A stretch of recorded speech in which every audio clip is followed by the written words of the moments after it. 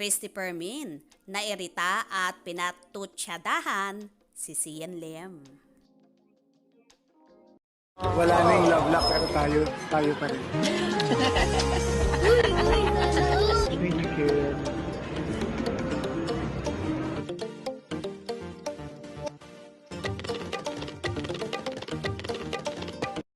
Pinagsabihan ng batikang kolumnista na si Christopher Min ang aktor na si Sian Lim tungkol sa viral statement nito. Sad ni Christy, simple lang naman umano ang tanong sa kanya at ito ay tungkol sa current status ng relasyon nila ng jowang si Kim Chiu. Ang simple nga naman ang tanong, kayo pa rin ba ni Kim? Aba, nagkilometrong paliwanag ng kung ano-ano. Kesyo wala raw siya dito sa showbiz para magpaliwanag sa kahit kanino. Kesyo nandito raw siya para i-showcase ang kanyang talent, ani Christy. Sa kanyang online show, pinagsabihan ni Fermin si Sian.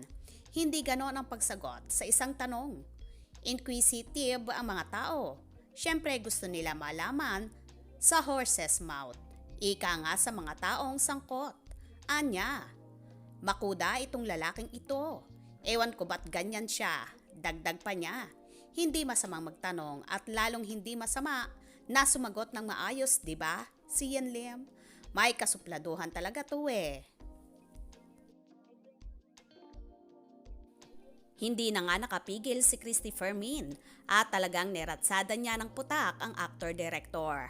Bakit nga ba ayaw magsalita ng binata?